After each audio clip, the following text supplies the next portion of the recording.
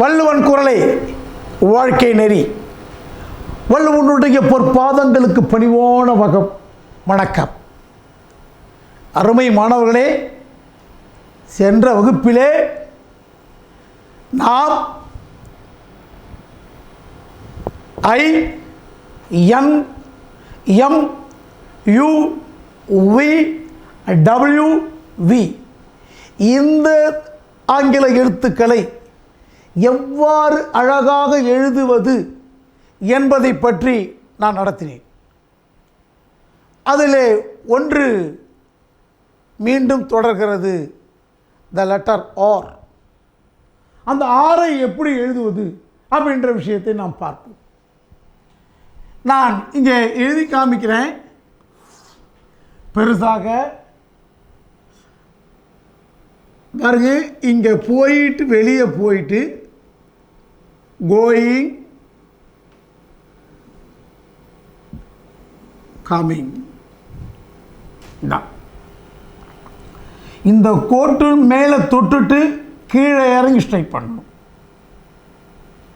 இந்த ஆர் மட்டும் கொஞ்சம் டிஃப்ரெண்ட்டாக நாம் போட கற்றுக்கணும். Again I repeat it, is going straight. பாருங்க, ஏ ஆர் எப்படி அழகாக இருக்குன்னு பாருங்க. இதே போல் மறுபடியும் இந்த ஆரை நான் ஜாயின் பண்ண போகிறேன். கையை கிட்டுவாங்க, மறுபடியும் தொட்டு கை உள்ள, அப்புறம் கோயிங் ஸ்ட்ரைட், கோயிங் ஸ்ட்ரைட். புரியுதா? எப்படி பண்ணியிருக்குன்னு தெரியுதா? ஓகே. இப்போ அடுத்தது நானே லெட்டர், இந்த பேட்ச் ஒரு தடவை போயிடுது, இந்த 7 letters பேட்ச் போயிடுது. அடுத்த ஒரு பேட்ச் மாடல் நாம் பண்ண போகிறோம். அது என்னென்னா சி. இப்போ நான் ஒரு விளக்கத்தை சொல்கிறேன். இது பாட்டம் லைன், இது பாட்டம் லைன், மொத்தம் லாங் லைன். இது பாட்டம் லைன், இது டாப் லைன்.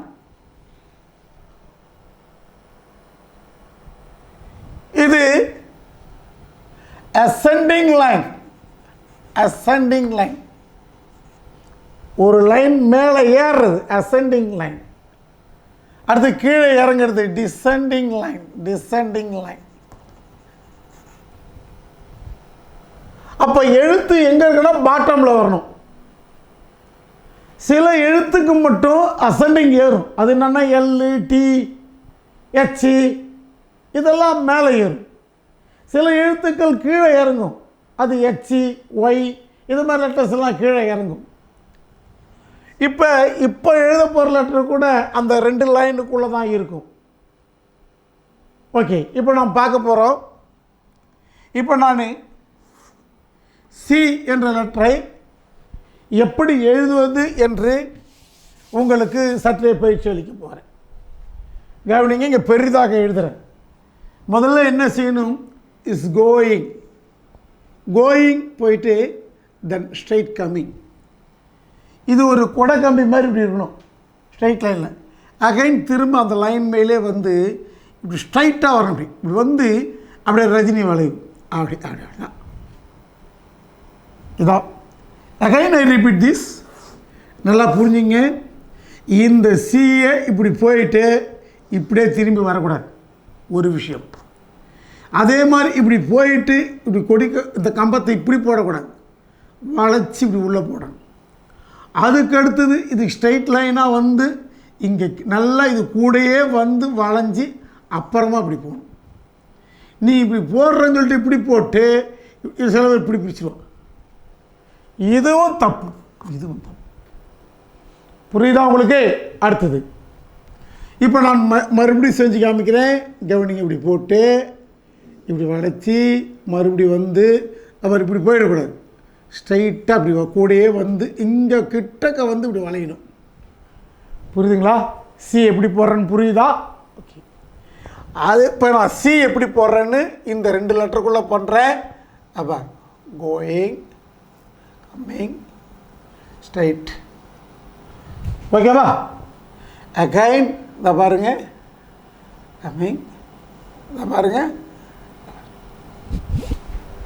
இப்போ இந்த நான் ஸ்ட்ரைட் லைன் பண்ணணும்னு சொன்னேன் இல்லையா, மேலேருந்து உள்ளே வரும்போது இதை பாருங்கள், இந்த லைன் தான் ஸ்ட்ரைட் லைன். இந்த லைன் தெரிஞ்சுக்கணும். இதை பாருங்கள், இந்த லைன் தான் அந்த ஸ்ட்ரைட் லைன், இந்த லைன் தான் அந்த ஸ்ட்ரைட் லைன். புரியுதுங்களா எப்படி போடுறேன்னு? இப்போ சிஏ நான் இணைச்சி போட போகிறேன். போடலாமா? ஓகே, கவனிங்க. இங்கே கைன் இங்கே பாருங்கள், இப்படி போயிட்டு கொடை கம்பம் மாதிரி போயிட்டு திரும்ப இப்படி வந்து அப்படி மறுபடியும் போயிட்டு இந்த கொடை கம்பம் மாதிரி போயிட்டு மறுபடியும் இப்படி மறுபடியும் போயிட்டு இது மாதிரி போயிட்டு அப்படி. இது அழகா இருக்கா இல்லையா அப்படின்னு மற்றவங்களை கேட்க வேண்டாம். நீயே காப்பி நோட்டை பாரு, அதே மாதிரி எழுதுகிறோமான்னு கவனி. உனக்கே புரியாது, இன்னொருத்தவங்கிட்ட நாம் கேட்க தேவையில்லை. தலை சீவிர கண்ணாடி பார்த்து நீ அழகாக இருக்கிறான்னு உனக்கே தெரியுது இல்லையா? இது நீ எழுதுகிற எழுத்து, நாம் படைக்கிற படைப்பு, நம்முடைய உருவாக்குற எழுத்து. நாம் உருவாக்குறது எப்படி இருக்கணும்? அழகாக இருக்கணும். புரியுதுங்களா? ஓகே. இப்போ இந்த மாதிரி நான் ஏ போட்டதில்ல, சி போட்டதில்ல கண்ணு. இந்த சி மாடல்லையே இப்போ நமக்கு ஏ வரணும். சி மாடல்லையே ஏ வரணும். அந்த ஏ எப்படி வரப்போகுது அப்படின்ற விஷயத்தை பார்ப்போம். கேமரா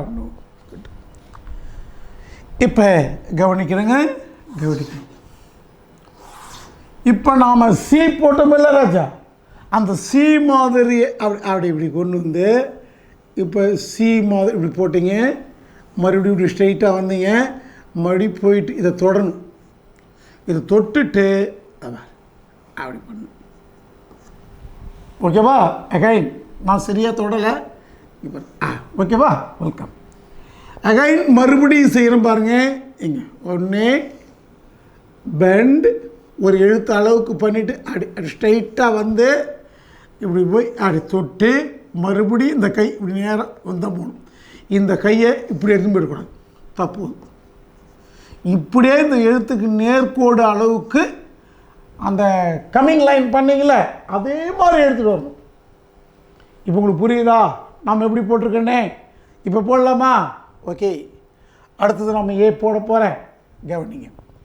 இப்போ தனித்தனியாக எழுதுகிறேன். This A straight straight.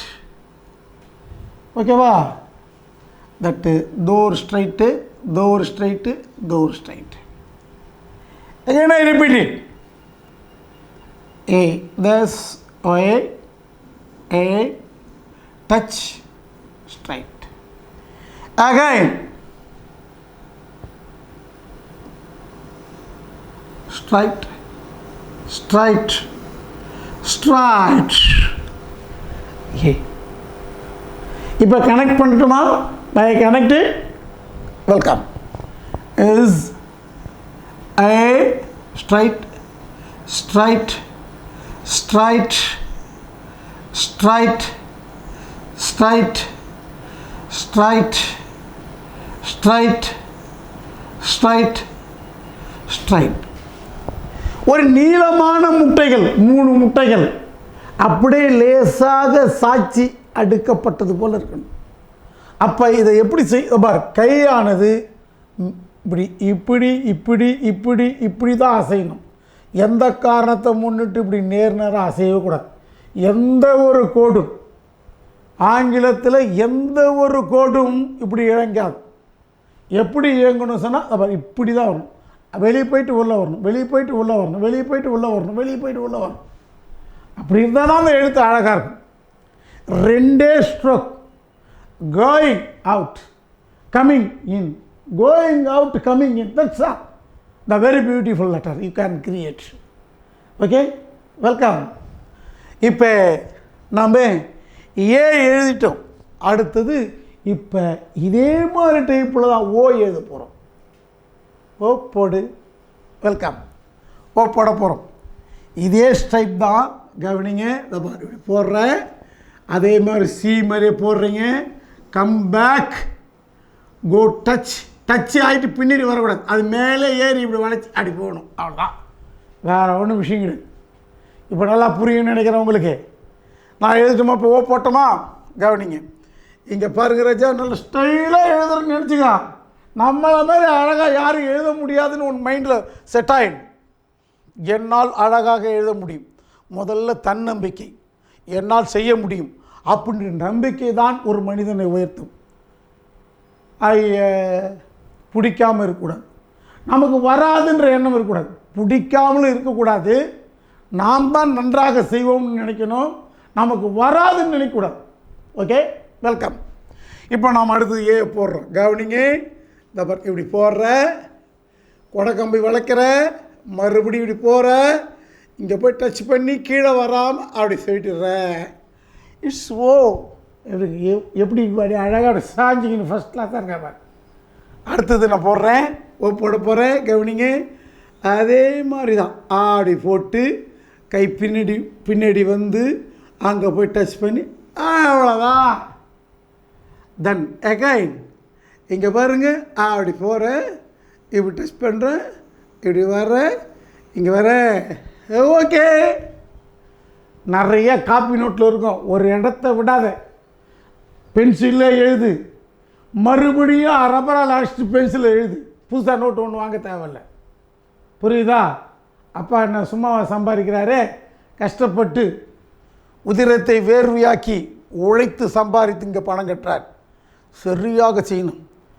அவர் செலவு செய்கின்ற பணத்தை நீ சரியாக பயன்படுத்தியிருக்கிறாய் என்று உன்னுடைய கையெழுத்தை பார்த்தாலே அவருக்கு சந்தோஷம் வர வேண்டும். ஓகேவா? வெல்கம். இப்போ இந்த ஓவை ஜாயின் பண்ணுவோம். ரொம்ப சுலபம். தட் பாருங்கள், ஓ அப்படியே பண்ணுறேன், அப்படியே சுழிக்கிறேன், இது கனெக்டிங். பாருங்கள், அப்படியே சி மாரி போடுறேன், அப்படி வரேன், இங்கே பாருங்கள், கனெக்டிங், அப்படியே சி மாதிரி போகிறேன், அப்படி. அவ்வளோதான், அவ்வளோதான், அவ்வளோ. இங்கேருந்து வந்த விஷயம் அங்கே போகக்குள்ள அடுத்தது போயிடும். எப்படி, நல்லா இருக்கா? ஓகேவா? வெல்கம். இப்போ ஓ எப்படி போட்டணும்? சி போட்டிருக்கோம், தனித்தனியாக ஒரு பக்கம் ஃபுல்லாக எழுது, அதுக்கப்புறம் ஜாயின் பண்ணி எழுது. மனசில் இங்கே பாருங்களேன், நீங்கள் ஒரு விஷயம், நான் சி போட போகிறேன். சியை நோட்டில் தான் எழுதணும்னு அவசியம் கிடையாது, யாரில் எழுதலாம். என்ன சார் யாரில் எழுதுறது அப்படின்னு? என்ன சார் ஒன்று கிடையாது. இப்போ கையை வச்சுக்கோ, நான் சி போட போகிறேன். அவன் இப்படி ஒன்று கிடையாது, அப்படி போட்டு அப்படி போட்டு அப்படி போட்டால் சி. ஏ இப்படி போட்டு அப்படி போட்டு இப்படி வந்து இப்படி வச்சுப்பட்டு இப்படி வந்தால் ஏ. அது ஓ அப்படி போய் அப்படி போட்டு அப்படி போட்டு.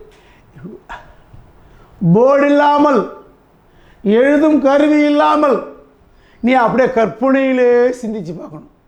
ஒரு விஷயத்தை உருவத்துக்கு உன் மனதுக்கு கொண்டு வா, நீ வெற்றி அடைவாய். ஓகேவா? அடுத்த எழுத்து இப்போ ஈ போடுறோம், கொஞ்சம் வித்தியாசமாக. ஓகேவா? ஈ எப்படி போடுற அப்படின்றத கொஞ்சம் கவனிங்க ராஜா. ஈ எப்படி போடுற அப்படின்ற விஷயத்தை கொஞ்சம் கவனிங்க.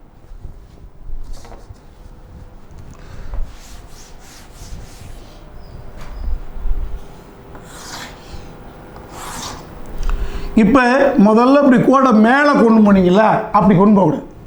இந்த கோட்டை நல்லா கீழே தாழ்த்தி கொண்டு போய் இப்படி மேலே வரணும். அங்கே அப்படி போனீங்களா, இங்கே மேலே இப்படி இந்த இடத்துல போயிட்டு கொஞ்சம் வளைஞ்சி அப்படி வரணும்.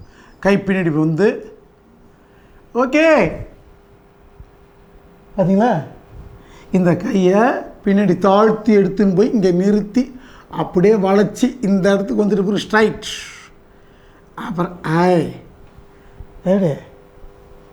எப்படி சூப்பரா, வெரி குட். இப்போ நான் போடுறேன், போடுவியா? வெல்கம். இப்போ போடுறேன் பாரு. இப்போ என்ன செய்யணும், இங்கே பாரு, அங்கே பாருங்க, அது போட்டுட்டுனா சாரி, இப்போ பார்க்கலாமா?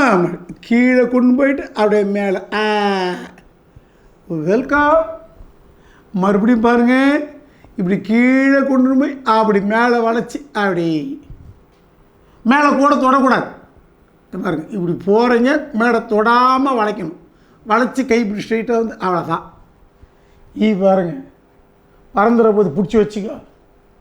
ஓகே, இப்போ ஜாயின் பண்ணலாமா? ஓகே, ஜாயின் பண்ணுற பாருங்க, சும்மா அழகாக ஜாயின் பண்ணலாம். அப்படியே அப்படியே அப்படியே இந்த கை இப்படியே இப்படியே பாருங்க.